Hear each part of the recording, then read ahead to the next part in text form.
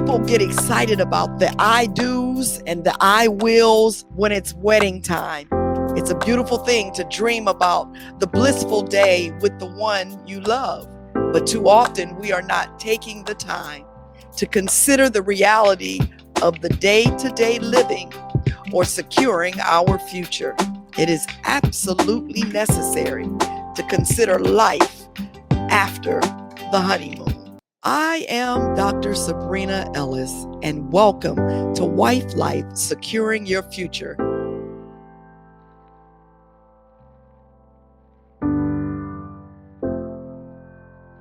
Hello, and welcome to Wife Life, Securing Your Future, part of the dfree podcast network.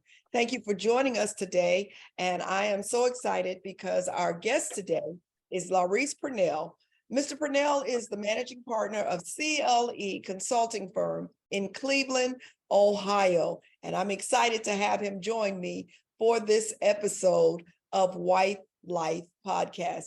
Thank you for being here, LaRese. Thank you so much. How are you? I am phenomenal. I'm phenomenal. I am always so grateful anytime I get to be in your presence. Always good to be amongst great people and people I look up to and I really value. And just keep doing the work that you're doing. I'm really proud of you. So. Thank you. Thank you so much. So in this discussion that we've been having, series of discussions on this podcast, we're talking about a book basically that I have written that is entitled Wife Life, Securing Your Future. And in this book, we are really just kind of trying to prepare people, women specifically, for what could be the inevitable, and that is life after the loss of their spouse and what that looks like, what the preparation for that time looks like. But before we dive into that, could you just talk a little bit about financial literacy and why financial literacy as a whole is important? Financial literacy is truly the foundation of making sure that we create generational wealth in our families. And it's something that is imperative. It's not talked about enough. And you can see that when you look at statistics, when we talk about home ownership in our community, we talk about the wealth gap, when we talk about, just the savings rate. So it's inevitable that, the disparities exist because we're just not talking about it at the dining room table. So, and financial literacy is really just the educational, foundation of your families and talking about topics that are around money and wealth. And for whatever reason, we all want to spend it, but we don't want to talk about it. So it's something that is truly necessary that we make sure that we're doing in our schools and in our families at the dinner table. I appreciate you for responding to that question, because I do find that the issue is, as it is with many subjects in our community, we don't talk about it. And we basically pass down from one generation to the next the lack of knowledge and information, unfortunately.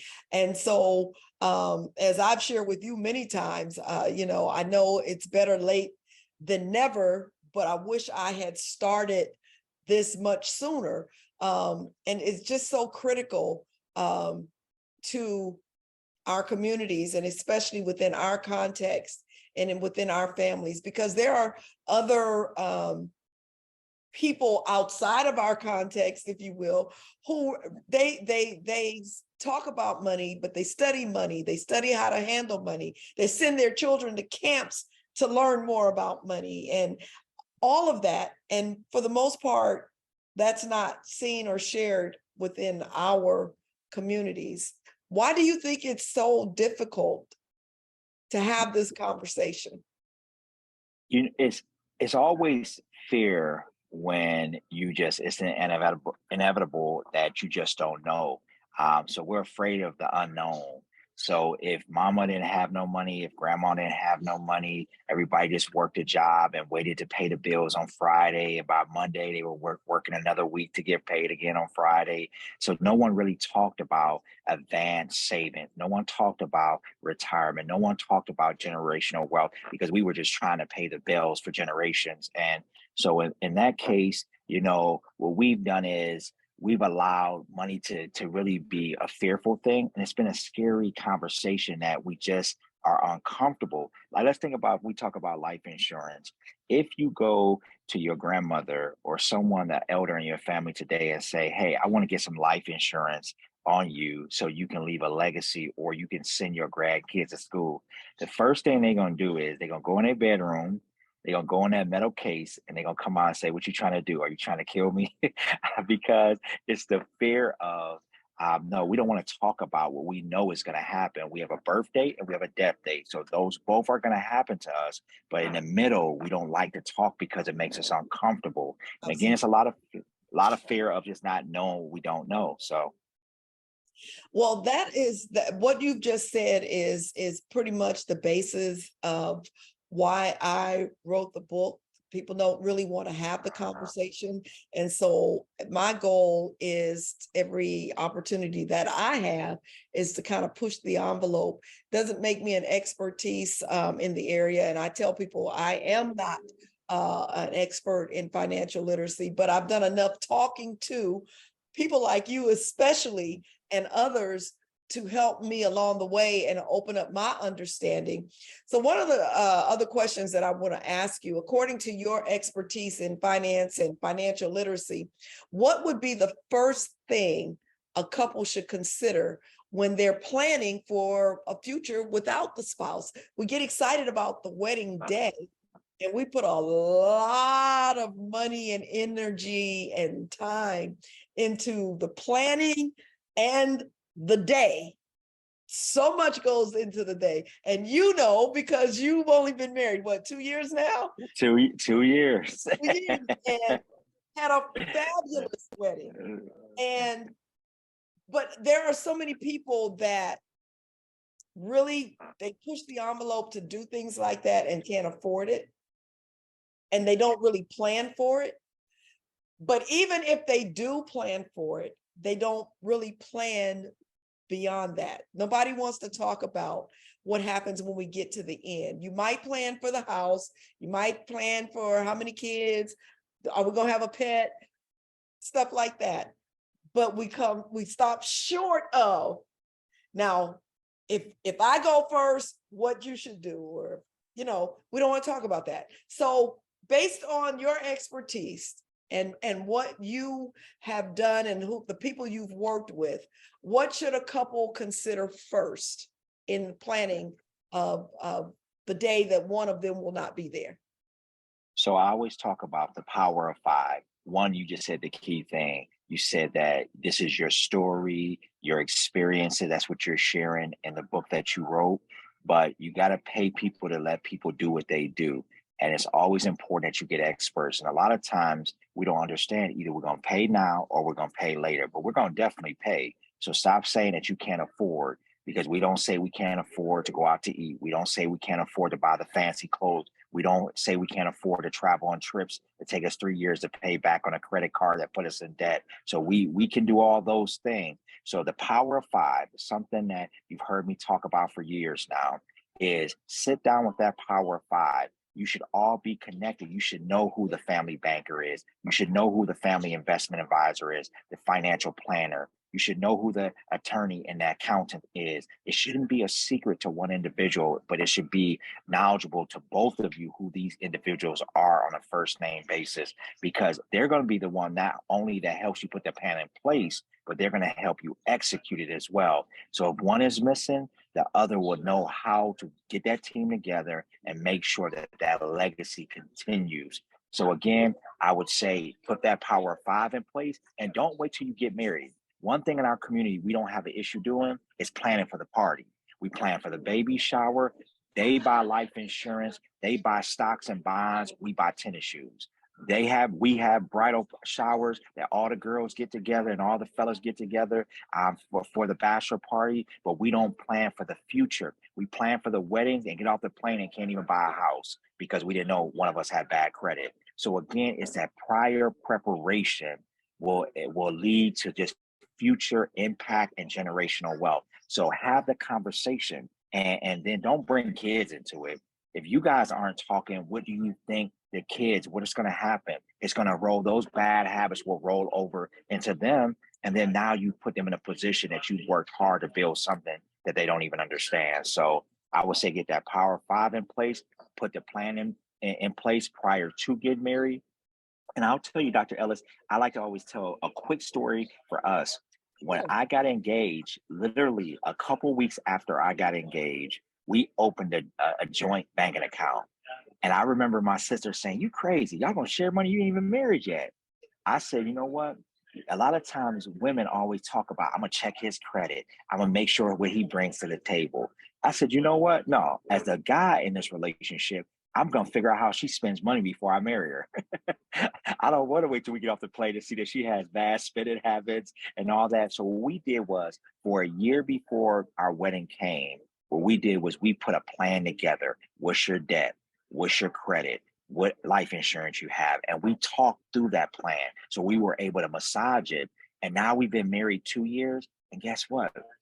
We have issues, but it's not money, because we've learned now, we put a plan in place that allow us not to have to argue about the thing that is the number one leader in divorce. So I would say, I would suggest that really do that report card and don't let it be one sided. So if my fellas are listening, you ask her about her credit when she asks you about your credit, and vice versa. Ladies, if he asks you about your budget, ask about his budget. So go in and dive in and really figure out what people have going on financially.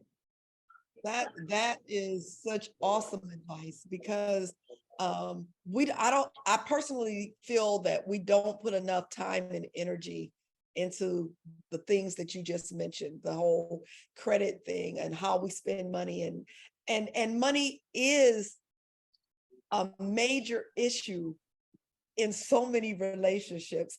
And I don't think sometimes couples realize how it impacts everything else. And it starts with the money thing, and the my money versus your money. I love the idea of the joint account. I mean, you can have a separate one over there, your That's little right. man, but this should be a joint account. The other thing I love that you said is that have the conversations before you actually get married. I had someone ask me in an interview. I was actually being interviewed. Um, I was asked if I thought this was something that should be taught, you know, uh, to individuals, to singles, or included in marriage counseling. And I thought, absolutely, it would be phenomenal if this subject was part of marriage counseling. I don't know how we can get that done, but it Yes. might be something we need to consider. Yeah, that's right. That's right. Find Because somebody if to partner with we know people in Cleveland that's doing really major work in the counseling field, but maybe this should be on some level a part of the premarital counseling, so that these subjects come up, because the planning is what's important, the planning. And so when we talk about the planning for future, what the information that you've given is good information to have for even during the whole marriage process, whatever things come up in the relationship or within, the business side of your marriage.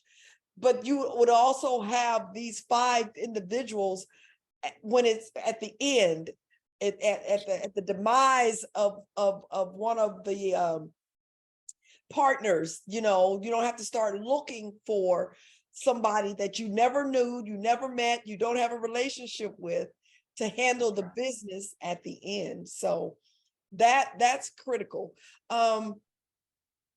Many people that they believe or think that they need a lot of money to get started with saving and investing. What would you say to that? I said, you don't need a lot of money. We don't consider that, again, when we hang out, when we get, spend $150 on an outfit, because we hanging out with our girlfriends on Saturday. We don't do a lot of planning for that. We just go to the mall and we spend the money. Then when we go out and get the check for $75, we spend that. And then we buy the nice shoes, we get our hair done, we get our nails done, we get our hair cut, we go buy the outfit to take the young lady out or take our spouse out. We don't think hard about those. So I don't know why we think so hard when it comes to our future. So I would say you just have to get started. It's like everything in life, you have to get started. But the thing before, sometimes we don't want to do is put the cart before the horse. And that's the challenge. People have to get a budget in place. The issue is, again, it's that fear thing. If I don't know how much money I have, I don't believe I can save or put away for my future. So if I am able to lay out a plan and understand, hey, I do have a gap. I do. So that's why, Dr. Ellis, I do the 50-20-30 plan, but I have people, and when they meet with me, I say, pull out two of your last bank statements. And I want you to get three different color highlighters. And I say, one is going to be, I want you to highlight with one color all your needs. That's things you have to have. And the car is not even on that list, but that's for another day. The next color is going to be for your wants. So that's all the stuff you're hanging out, you're eating out, you're buying clothes, you're all the stuff you like to do. And then the other one is going to be for the other color will be for your investments. So everything you're investing in your future. And you know what usually is the biggest color on that? The most highlighted color is usually your wants. People have more money being put on their wants than they actually have their needs. And so again, it's for that. And I like to do that because it's a shell shock to most people. And so when they come back, I said, so you still can't save, you still can't invest. So again, and that's when I really dive in and say, no, what you just have to do is change your mindset and then really create a strategy so it allows you to. And I tell people based on everything is relative to income, put 10%, pay yourself 10%. Because of course that 30% is 10% goes to your tithes and offerings, into your savings, 10%, and then to your long-term 10%. So that's where I get the 50-20-30. 50% goes into your needs, 20% goes into your wants. Because I got to give you something because you're going to spend stuff on stuff you like. And then 30% go ahead and make sure you make the right investments in life. But I would just say that, start somewhere. And if that's for you, if that's $10, sometimes it's just a habit. You got to create a habit because it takes 21 days to create a habit and 90 days to create a lifestyle. So once you get started, I think you'll look back and you'll say, oh, wow. And then it'll become out of sight, out of mind. Think about when you put in that 401k or you put in that investment. Once you get used to it and the pain of doing it happens, then it's like, okay, I'm not used to spending that money anyway. So that would be my push. And last two things I'll say. Sometimes people say, well, I'm living beyond my means, so I don't have that extra space to do it. Two times a year that they usually can do it to get started. One is usually tax refund time. Be more strategic with that. It's not the time to have a party because the reality is people act like the government just gave you a free check. All they're doing is giving you the money they owed you. So that's the money you worked all year hard Right. for. So stop acting like that's a free check and go ahead and do something strategic that's more long term. Or the other thing is as well is if you get what they call a COLA, cost of living increase adjustment, at your job, 3 to 5% every year, or you get a raise because you perform well, start with that. Because guess what? It wasn't a part of your check last week. So you're not even ready or used to that being a part of your income. So start there, putting that money away and saving for your future. But I would just say you got to start somewhere. If it's $5, $10, but use those 2 times a year, and I think you'll be able to gain some success. Wow. Thank you. That's quite helpful. I'm going to ask one last question, and that is pertaining to insurance. Now, I even say in my book that I'm not writing to tell people what life insurance to get. That to me is based on what the family's needs are and what their goals are. However, it doesn't matter what kind, as long as you have some kind. Would you speak to that, please? So I always say the question I ask is if you pass today, would you leave bills or benefits? And the reality is, in most cases, most people, the answer should be I'm gonna leave both. Because if I pass a day, I got some bills, but I also am gonna leave benefits to make sure my family, knew that I was here and that I put them as a priority.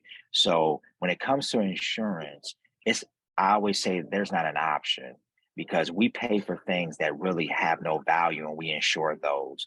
I always say when I'm getting interviewed, I'm on a cell phone. We'll make sure that we pay $15.99 a month to make sure that that iPhone can get replaced, because we will lose our minds if we drop that phone and we don't have insurance on it. So we will make sure that we insure that car. And every state is not even required. We'll make sure we secure that house. All things that are replaceable. But guess what? If you lose your life, your family may not be able to get back the income that you brought to that household to make sure that the future was secured. So again, shame on you if you think a phone is more valuable than your family's future. So I would just say to you, as you can hear passionately, it's not an option. It's something that we must do. It's the last tax-free item that is left out there that we can transfer wealth. Again, you heard me say earlier that families in other communities buy life insurance when kids are just a couple years old that accumulate cash value. By the time they're 23 years old, they are millionaires because of the cash value they were able to infuse into that tax free. So again, you can leave the house, you can leave vehicles, you can leave other assets, but those, if you don't structure them right, they're taxable events, and they may have estate tax, what they call. But life insurance is tax free. So again, that's the way we're going to create $1 million babies.